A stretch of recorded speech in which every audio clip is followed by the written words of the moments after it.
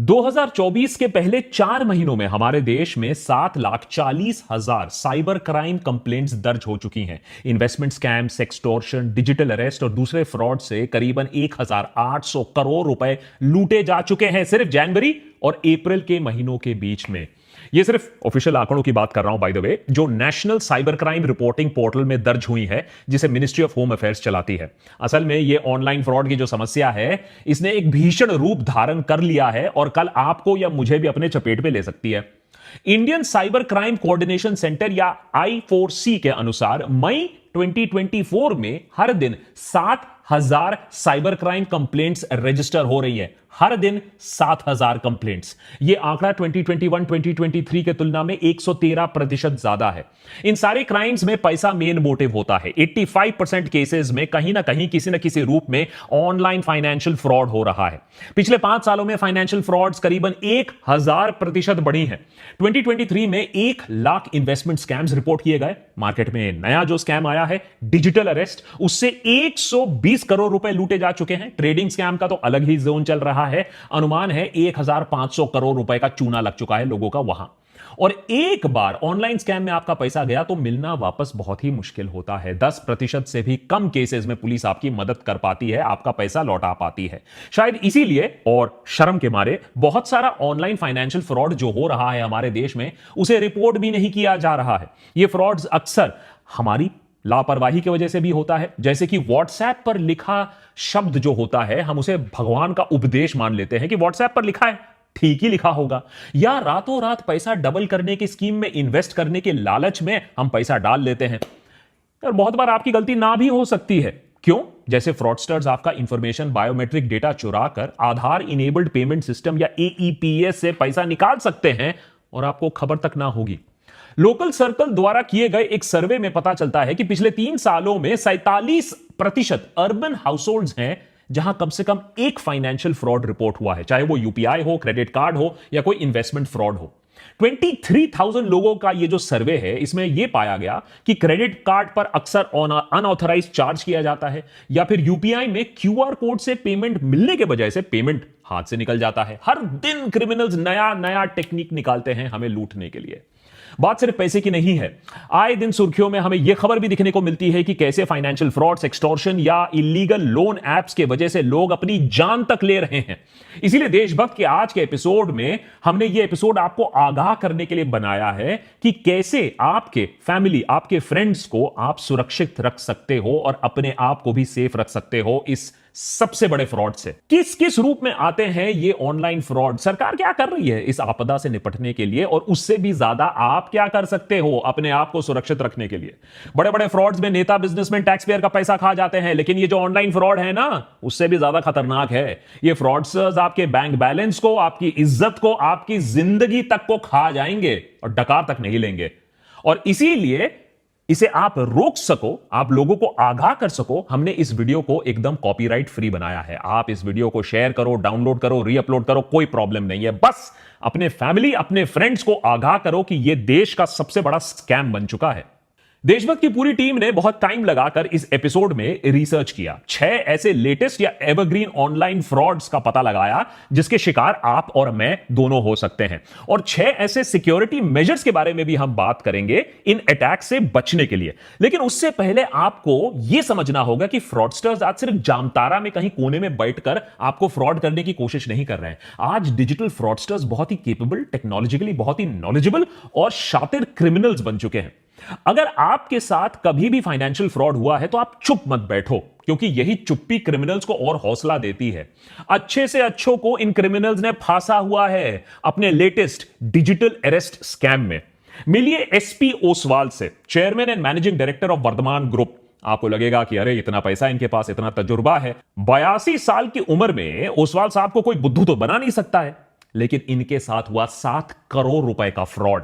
जब एक गैंग ने इनके ऊपर एक फेक केस किया, एक फेक वर्चुअल कोर्ट रूम में fake chief justice of India DY Chandrachud के साथ केस की सुनवाई कराई, फेक डॉक्यूमेंट्स क्रिएट करवाए और ओसवाल को 2 दिन तक डिजिटल अरेस्ट में रखा। सुप्रीम कोर्ट से जो फेक डॉक्यूमेंट्स आए, जो ओसवाल को भेजे गए थे, उनमें सुप्रीम कोर्ट का एम्बलम, उसका बार कोड, उसका डिजिटल सिग्नेचर, सब सब एकदम असली कोर्ट डॉक्यूमेंट से मेल जोल खाते थे। ओसवाल ने नोटिस का पालन करते हुए अलग अलग अकाउंट्स में 7 करोड़ रुपए जमा कर दिए। चलो, बिजनेसमैन को उल्लू बनाया, लेकिन साइंटिस्ट को भी। मध्य प्रदेश के इंदौर में डिपार्टमेंट ऑफ एटॉमिक एनर्जी में काम कर रहे साइंटिस्ट को फ्रॉडस्टर्स ने डिजिटल अरेस्ट किया, 71 लाख रुपीस उनसे लूट लिया। नोएडा में 79 साल के रिटायर्ड मेजर जनरल के साथ भी यही हुआ। 5 दिनों तक डिजिटल अरेस्ट, 2 करोड़ रुपए उनसे ऐंठ लिए गए।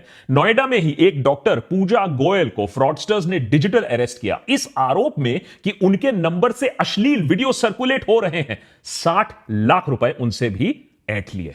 तो एक बात तो क्लियर है कि फ्रॉडस्टर्स कोई स्पेसिफिक किसी को टारगेट नहीं कर रहा है, कोई टीजी नहीं है। सीनियर गवर्नमेंट ऑफिसर हो सकता है, रिटायर्ड गवर्नमेंट ऑफिशियल हो सकते हैं, बिजनेसमैन, डॉक्टर, यहां तक कि पीजी स्टूडेंट्स तक को बख्शा नहीं गया है इन ऑनलाइन स्कैम से। फॉर एग्जाम्पल, अहमदाबाद में 27 साल की महिला को सेंट्रल एजेंसीज के अफसरों ने फोन कर बताया कि उनके नाम का एक पार्सल है जिसमें ड्रग्स पाए गए हैं और उनके खिलाफ एक्शन होने वाला है। डिजिटल अरेस्ट के दौरान एक सीबीआई ऑफिसर ने उन्हें अनड्रेस करने को कहा, जिससे उनके बर्थ मार्क्स को आइडेंटिफाई किया जा सके। साथ ही साथ उनके सारे पैसे फ्रॉडस्टर्स ने ट्रांसफर करवा लिए। तो इतना कॉन्फिडेंस आ चुका है आजकल ये ऑनलाइन फ्रॉडस्टर्स में। डिजिटल अरेस्ट उस साइबर क्राइम टेक्निक का नाम है जहां फ्रॉडस्टर्स वीडियो कॉल के जरिए लॉ इन्फोर्समेंट एजेंसी के अफसर बन के आपके सामने आते हैं। आपका क्राइम कुछ भी हो सकता है, लेकिन 2 बहुत कॉमन क्राइम्स आजकल हमें दिखने को मिलते हैं। आपके नाम का पार्सल, उसमें ड्रग्स मिला है, या फिर आपके नाम से रजिस्टर्ड मोबाइल फोन जिससे इलीगल काम हुआ है, फिरौती हुआ है, टेररिज्म हुआ है, या ऑब्सीन मटेरियल सर्कुलेट हुआ है आपके नंबर से जो आधार से लिंक्ड है। अगर विक्टिम इस बात को मान लेता है तो फेज 2 डिजिटल अरेस्ट, जहां आपको अपने घर में कैद कर दिया जाता है और आपको अपने डिवाइस के सामने होना होता है। आपके डिवाइस का कैमरा बंद नहीं किया जा सकता है। बेसिकली आइडिया फ्रॉडस्टर्स का यह है कि आपको इंटेरोगेट करेंगे और आप किसी से हेल्प नहीं ले सकते हो क्योंकि आपको कैमरा के सामने बैठना है। फाइनली वही होता है जो इन सारे केसेस में जनरली हमें देखने को मिलता है। सेटलमेंट की बात आती है और फिर आप एक मोटी रकम चुकाते हो अपनी जान बचाने के लिए, अपनी इज्जत बचाने के लिए। आजकल तो स्कैमस्टर्स पेमेंट क्रिप्टो करेंसी या गिफ्ट कार्ड में भी डिमांड करने लगे हैं, जिससे उन्हें ट्रैक करना और भी ज्यादा मुश्किल हो जाए। लेकिन ये सारे फ्रॉड्स नहीं होते अगर विक्टिम्स को एक छोटी सी चीज मालूम होती कि डिजिटल अरेस्ट नाम की कोई चीज है ही नहीं हमारे लीगल सिस्टम में। लेकिन शायद हमें पुलिस और लॉ इन्फोर्समेंट का इतना डर, इतना खौफ बैठा हुआ है कि हम डिजिटल अरेस्ट का नाम सुनकर ही सरेंडर कर देते हैं।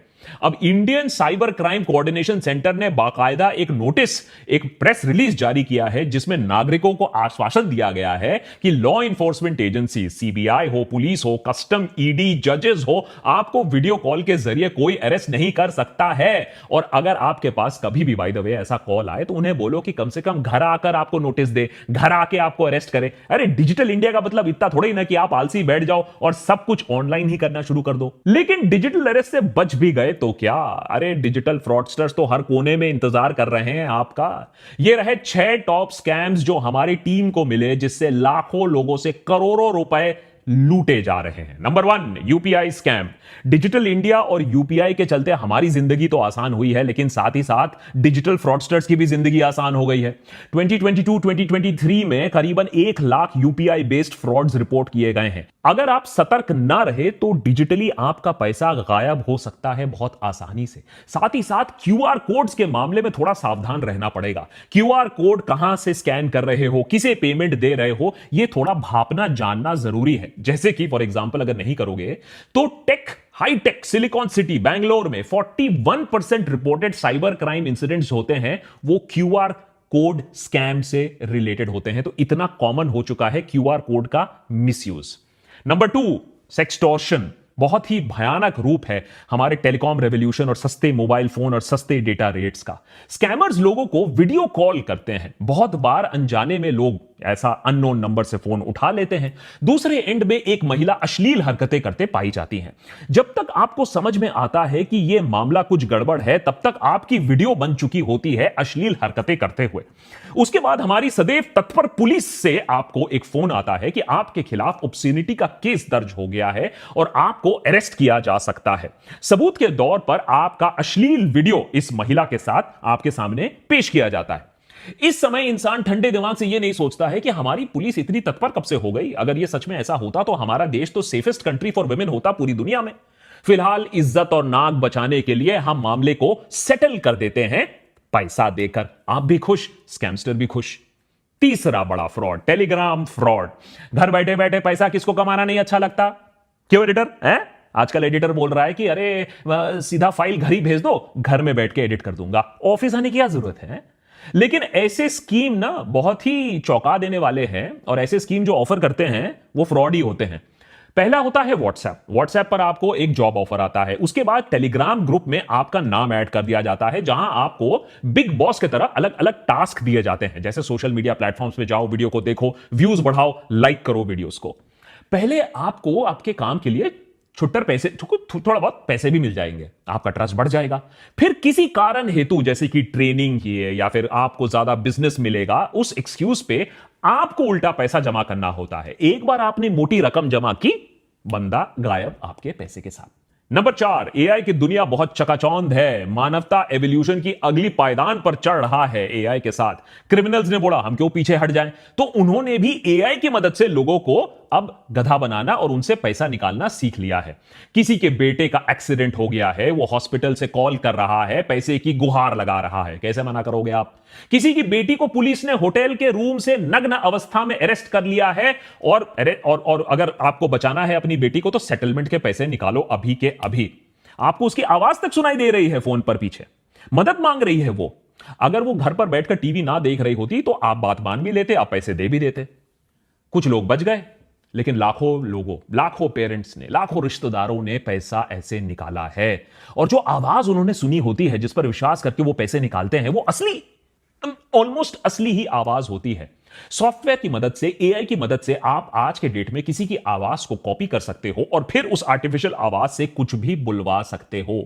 मिशन इंपॉसिबल में टॉम क्रूज ये सालों से करते आए हैं, लेकिन अब क्रिमिनल्स रियल लाइफ में ये कर रहे हैं एआई की मदद से, और आपको लूट रहे हैं। Number 5, link based cheating. देखिए, हर स्कैम को एआई की जरूरत नहीं है, कटिंग एज टेक्नोलॉजी की जरूरत नहीं है। कभी कभी हमारी जो कमजोरी होती है, फ्रॉडस्टर्स के लिए सबसे बड़ा वरदान वही होता है, ह्यूमन वीकनेस। जैसे हमारा लालच।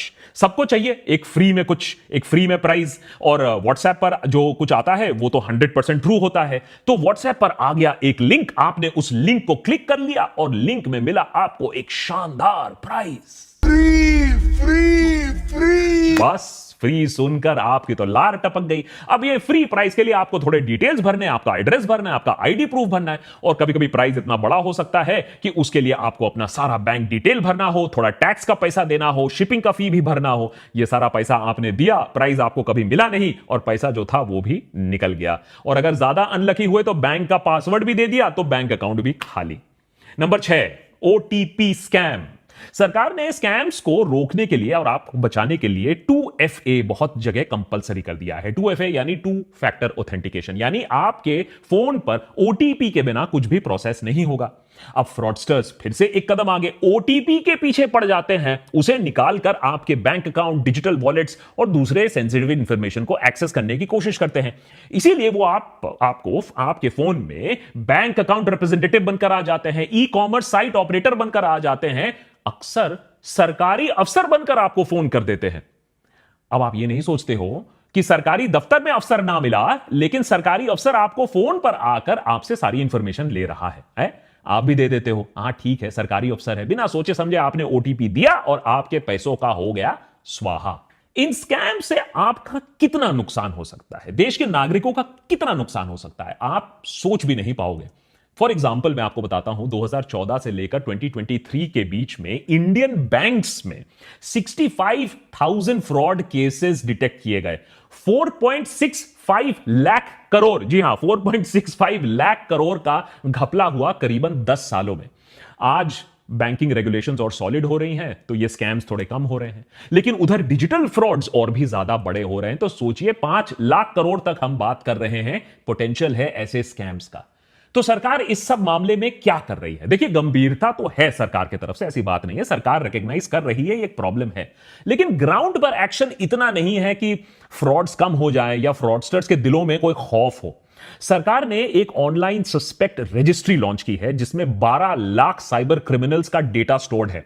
इस रजिस्ट्री को states, union territory, central investigating agencies, intelligence agencies इस्तेमाल कर सकती हैं साइबर क्राइम को कंट्रोल करने के लिए। उधर national cyber crime reporting portal NCRP के जरिए साइबर क्राइम रिपोर्टिंग और रेजोल्यूशन को बेहतर बनाने की कोशिश की गई है। एनसीआरपी को अभी हर दिन 67,000 कॉल्स आती हैं साइबर क्राइम रिलेटेड क्वेश्चन से। तो सोचिए, लोगों में भी इतना डर है अभी कि इस हेल्पलाइन में लोग फोन करके पता लगा रहे हैं कि उनके साथ भी फ्रॉड हुआ है या नहीं। और Indian cyber crime coordination centre I4C ने अभी तक 2,800 करोड़ डिफ्रॉडेड मनी है, ये जो स्कैम्स का पैसा है, ये वापस दिया है करीबन 8.5 लाख विक्टिम्स को। तो कहीं ना कहीं एक शुरुआत की गई है, लेकिन इस शुरुआत से ज्यादा कुछ नहीं हो पाएगा जब तक ना आप इसमें साथ दोगे। कैसे?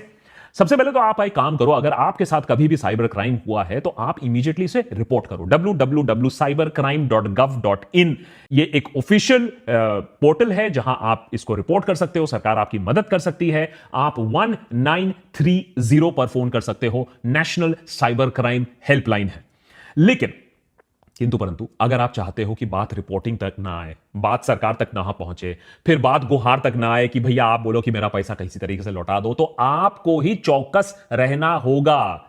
हाल ही में एक खबर वायरल होती है। मुंबई में एक ऑटो में एक पुलिस ऑफिसर घुस आता है सडनली और एक महिला से 50,000 रुपए की मांग करता है। महिला का गुनाह क्या है कि वो ऑटो में बैठकर वेप कर रही थी। देखिए, स्मोकिंग वेपिंग तो वैसे में अच्छी बात नहीं है, लेकिन सवाल यह है कि यह बिना यूनिफॉर्म का ऑफिसर कौन है, 50,000 का डिमांड क्यों कर रहा है।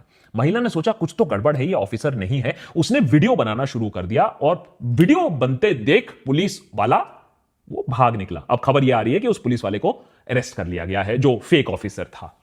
कहने का मतलब यह है कि आपको प्रोएक्टिव रहना होगा। ये डर के नहीं बैठो कि पुलिस का नाम जैसे ही सुना है एडिटर जैसे, हां, डर के नहीं बैठना, आपको डरना नहीं है। 90% केसेस में साइबर फ्रॉड में पैसा वापस नहीं मिलता, याद रखिए। तो डर गए, जो डर गया वो मर गया। हां, अगर बैंकिंग चैनल से पैसा आपका निकलता है तो तुरंत बैंक को जाकर रिपोर्ट करो। अगर बैंक की नेग्लिजेंस की वजह से आपका अकाउंट कॉम्प्रोमाइज हुआ है तो बैंक आपको पूरा पैसा वापस देगी। लेकिन याद रखिए, अगर अनऑथराइज्ड ट्रांजैक्शन 7 दिन बीत चुके हैं और उसके बाद जाकर आपने रिपोर्ट किया तो बैंक की लायबिलिटी काफी कम हो जाती है। फिर बैंक की पॉलिसीज ही काम आएंगी, सरकार आपको वहां मदद नहीं करेगी। तो सबसे पहले तो चौकस रहना होगा ट्रांजैक्शन को लेकर, अगर आपके ऊपर कोई धमक रहा है उसको लेकर। Point number 2, prevention is the best cure. अरे सीधा सीधा प्रिवेंशन करो। Have an apple a day. किसी अननोन मैसेज को मत खोलो, अनसोलिसिटेड लिंक को क्लिक मत करो, अननोन वीडियो कॉल को मत उठाओ, और जो बैंक ट्रांजैक्शंस हैं उन्हें हमेशा डबल चेक करके अप्रूव करो। अगर कंप्यूटर पर एंटीवायरस नहीं है, चलो वहां भी पैसा बचाना चाहते हो कोई बात नहीं, कम से कम अपने बैंक स्टेटमेंट्स को रेगुलर स्कैन करो। हर ट्रांजैक्शन पर एसएमएस अलर्ट लगाओ और ओटीपी 2 फैक्टर ऑथेंटिकेशन के बिना कुछ भी काम नहीं करने का। जो बात व्हाट्सएप पर आपने आज तक नहीं सीखा, कम से कम वो रियल लाइफ में सीख लो कि कोई भी क्यूआर कोड जो आपको दिखता है उसे ब्लाइंडली ट्रस्ट नहीं करने का। कोई भी पेमेंट लिंक जो आपको दिखता है उसे ब्लाइंडली पे नहीं करने का।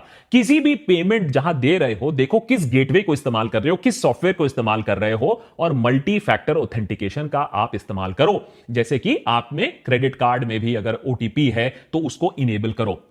और जो ट्रस्ट का फैक्टर है ना, इतना भी ट्रस्ट मत करो। हर अननोन नंबर को उठाने की जरूरत नहीं है। आपकी कॉलेज की गर्लफ्रेंड को अगर आपसे पैचअप करना होगा तो कोई और तरीका उसको मिल जाएगा। हर कॉल उठाने की जरूरत नहीं है। उठाओगे तो फिर आपका भी डिजिटल अरेस्ट हो जाएगा। और अगर पार्सल में ड्रग्स निकले तो इमीडिएटली फोन काटो और जिस कंपनी से वो फोन आया था ड्रग वाला, उस पार्सल कंपनी को खुद फोन करो और पता लगाओ कि कहां भैया तुम्हारा थाईलैंड में ड्रग पकड़ा गया है। सरकार इतने सालों से हर चीज के लिए आधार मांगती आई है। बर्थ से लेकर डेथ सर्टिफिकेट के लिए, बैंक अकाउंट खोलने से टॉयलेट जाने के लिए आधार की जरूरत होती थी। लेकिन अब नया फॉर्मूला यह है कि आपको अपना आधार नहीं दिखाना है। जी हां, पहले दिखाना था, अब आपको नहीं दिखाना है, क्योंकि आपका आधार नंबर से ही आपके ऊपर फ्रॉड हो सकता है। तो जितना अपना डेटा प्रोटेक्ट कर सको उतना डेटा प्रोटेक्ट करके रखो। और जितना अपना पर्सनल इंफॉर्मेशन है, अपना फैमिली इंफॉर्मेशन है, हर चीज इंस्टाग्राम पे डालने की जरूरत नहीं है। थोड़ा सा अपने जो प्राइवेट इंफॉर्मेशन है उसे कंट्रोल में रखो, क्योंकि फ्रॉडस्टर्स ये भी देख रहे हैं कि आपका बेटा कब बाहर जा रहा है, कब छुट्टी पे जा रहा है, और फिर आपके पास आएगा पुलिस से फोन। नंबर 4, थोड़ा सा अवेयर होने की जरूरत है। मुश्किल है लेकिन अगर बिग बॉस के घर में क्या हो रहा है ये आपको खबर है, तो टेक्नोलॉजी की दुनिया में भी क्या हो रहा है उसी खबर आपको रखनी पड़ेगी। प्रॉब्लम यह है कि हर दिन फ्रॉडस्टर्स नए नए तरीके खोज रहे हैं। अब हमें तो अपडेटेड रहना होगा। For example, SIM swap scam, ये क्या होता है? इससे हैकर्स आपके सिम को रिमोटली डुप्लीकेट कर सकते हैं और आपका सारा इंफॉर्मेशन चुरा सकते हैं। इसीलिए रेगुलर पासवर्ड चेंज करना भी एक वाइटल सिक्योरिटी टूल है। ओटीपी स्कैम से भी जरूर आपको बचना चाहिए कि ये जो आपका जो पर्सनल फाइनेंशियल डिटेल है कभी फोन पर नहीं शेयर करना। कोई अगर आपको कॉल कर रहा है, मैसेज कर रहा है, अपने बैंक का ऑफिशियल बोल रहा है, सरकारी ऑफिशियल बोल रहा है, तो ऑफिशियल चैनल के थ्रू जाओ, ऑफिशियल वेबसाइट के थ्रू जाओ। फोन पर जो बोल रहा है उसे मत बिलीव करो और कभी भी अपना ओटीपी किसी को मत दो। लास्टली, जो शेडी एप्स हैं ये एक नया चीज बन रहा है, क्योंकि हम सोचते हैं कि ऐप इंस्टॉल कर लेंगे, किसी ने मेहनत से ऐप बनाया होगा तो ठीक ही होगा, लेकिन ऐसे ऐप्स इंस्टॉल मत करिए। ओनली ऑफिशियल ऐप्स इंस्टॉल करिए। ऐप स्टोर, प्ले स्टोर में जिसकी अच्छी रेटिंग हो, कोई अननोन ऐप को मत इंस्टॉल करिए, क्योंकि एक बार आपने ऐप इंस्टॉल कर लिया अपने फोन पर तो वो बहुत सारी परमिशंस ले लेता है, कैमरा से लेकर, माइक से लेकर, आपके दूसरे पासवर्ड से लेकर। लेटेस्ट स्कैम अभी जो बैंगलोर से आ रहा है, एक महिला ये क्लेम कर रही है कि बैंगलोर में एयरपोर्ट में लाउंज एक्सेस के लिए ऐप डाउनलोड करने को बोला गया और उस ऐप से फोन पर पूरा कंट्रोल जमा लिया उस ऐप ने। तो ये आपको ही सुरक्षित अपने आप को रखना पड़ेगा। जैसे कि मैंने एपिसोड की शुरुआत में बताया, ये एपिसोड बिल्कुल कॉपीराइट फ्री है। आप इसे डाउनलोड करिए, आप इसे शेयर करिए, आप इसे रीअपलोड करिए, मुझे फर्क नहीं पड़ता है, लेकिन अपने फ्रेंड्स, अपने रिलेटिव्स को यह बात समझाइए कि यह देश का बिगेस्ट फ्रॉड है। 2G कोलगेट से आपका बैंक अकाउंट कम से कम नहीं जा रहा था, यह उससे भी बड़ा फ्रॉड है, जिससे आपका बैंक अकाउंट, आपकी इज्जत, आपकी रेप्यूटेशन और कुछ लोगों की जिंदगी तक जा चुकी है। So please be safe. और अगर ऐसे ही और भी एपिसोड्स आपको देखने हैं, as a matter of fact हमारे मेंबर्स ने ही बताया कि एक ऐसे एपिसोड की जरूरत है जहां लोगों को आगाह किया जाए, तो और ऐसी कौन कौन सी चीजें हैं जिनके बारे में लोगों को पता होना चाहिए जो मेन स्ट्रीम मीडिया कवर नहीं कर रही है, हमें जरूर बताइए। देशभक्त पर हम उसे जरूर कवर करेंगे।